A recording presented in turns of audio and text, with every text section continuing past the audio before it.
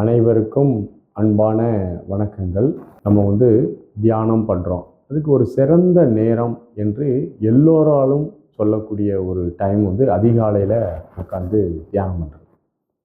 எல்லாருமே சொல்கிறாங்க, காலையில் எழுந்திரிச்சு நீ கண்ணை மூடி உட்காந்து தியானம் பண்ணுப்பா, உனக்கு எல்லாமே சரியாயிடும், உனக்கு மனம் அமைதியாயிரும், உன் பிரச்சனை எல்லாம் சால்வ் ஆயிடும் அப்படின்னு நம்ம சொல்கிறோம். உண்மையிலேயே அதிகாலையில் எழுந்திரிச்சு தியானம் பண்ணுறதுனால என்ன நடக்குது அப்படிங்கிறத நம்ம தெளிவாக தெரிந்து கொள்ள வேண்டும். நம்ம இரவு தூங்கிடுறோம். இரவு தூங்கும்போது நம்முடைய மனச்சலனம் எல்லாம் ஒடுங்கினா மட்டும்தான் நம்மளால் தூங்க முடியும். மனம் இரவு தூங்கும்போது ரொம்ப பேதளிச்சுட்டு இருக்குன்னு வச்சுக்கோங்களேன். இங்கே படுத்துட்டு மனசில் ஓடிக்கிட்டே இருந்ததுன்னா உங்களுக்கு தூக்கமே வராது.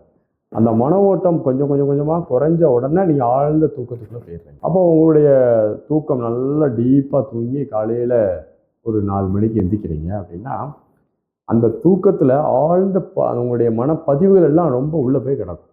உங்கள் மனம் ஓரளவு அமைதியாக இருக்கும், ஒரு மயக்க நிலையில் இருக்கும்.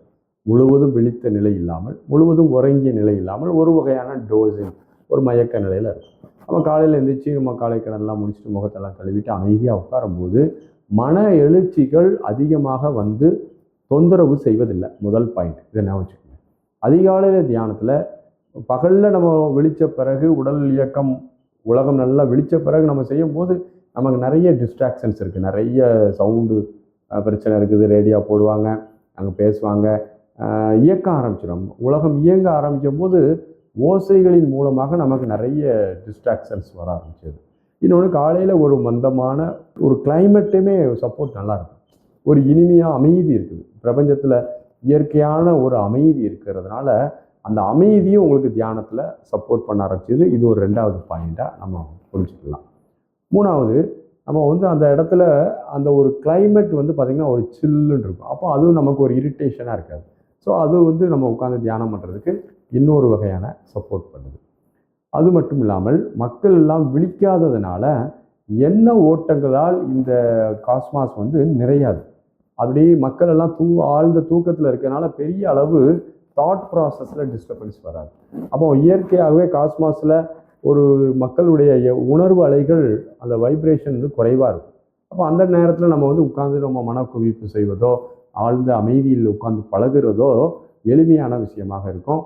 தாட் ப்ராசஸ்னால் வரக்கூடிய டிஸ்டர்பன்ஸ் கிடையாது. இன்னொன்று பார்த்தீங்கன்னா, அதிகாலையில் எந்திரிச்சு நம்ம பண்ணும்போது நம்முடைய உடல் தூங்கி எந்திரிச்ச உடனே ஒரு நிதானத்தில் இருக்கும். இப்போ நீங்கள் பகல்லன்னா பரபரப்பாக ஏங்கி உடல் ஒரு ஹைப்பராக இருக்கும். இப்போ அந்த உடலும் ஒரு ஆழ்ந்த ஓய்வில் இருக்கிறதுனால தியானத்துக்கு சப்போர்ட் பண்ணுறது ஈஸியாக இருக்கும். அப்போது நமக்கு அதிகாலையில் இருந்து தியானம் பண்ணுவதனால் உண்மையிலேயே ஒரு ஆரோக்கியமான பல மாற்றங்கள் ஏற்படுகின்றன. ஏன்னா பெரும்பாலும் சூரிய உதயத்திற்கு முன்பு எழுந்திருப்பதும், பெரும்பாலும் நிறைய பேர் எந்திக்கிறதே இல்லை.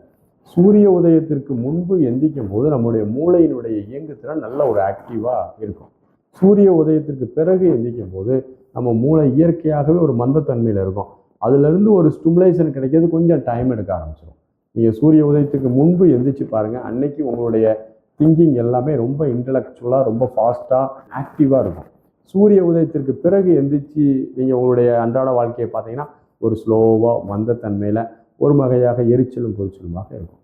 அப்போ சூரிய உதயத்திற்கு முன்பு எழுந்து தியானம் பண்ணுவது என்பது நல்ல ஒரு எளிமையான விஷயமாக இருக்கும். மனம் ஈஸியாக நமக்கு நம்முடைய கட்டுப்பாட்டுக்குள்ள வரும். இப்போ நீங்கள் ஆழ்ந்த அமைதியில் அதிகாலையில் எழுந்திரிச்சு நீங்கள் உட்கார்ந்துருக்கீங்க. அப்படி இயற்கையிலே அமைதி இருக்குது. நீங்கள் உங்களுடைய முயற்சினாலும் அமைதியை கொண்டு வரீங்க. உங்களுக்கு வரக்கூடிய மன ஓட்டங்களுடைய அளவும் குறைவாக இருக்கும்.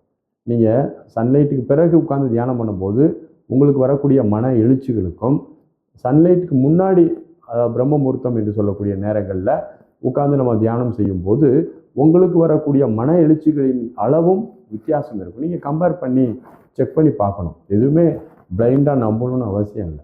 நீங்கள் சூரிய உதயத்துக்கு முன்னால் 4 மணிக்கு எழுந்துச்சி உட்காந்து தியானம் பண்ணி பாருங்கள். சூரிய உதயத்துக்கு பிறகு ஒரு 7 மணிக்கு 8 மணிக்கு உட்காந்து பண்ணி பாருங்கள். இனி அடிக்கடி இது ஒரு 2-3 முறை பகுப்பாய்வு செய்து பார்த்தால் உங்களுக்கு அதிகாலை நேரத்தினுடைய அற்புதம் தெரிய ஆரம்பிச்சிடும்.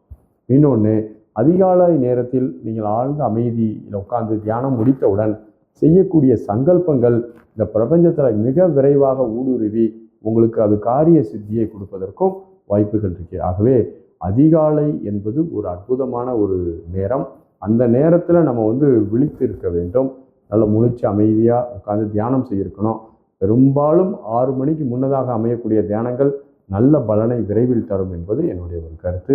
அனைவருக்கும் வாழ்த்துகள். நன்றி, வணக்கம்.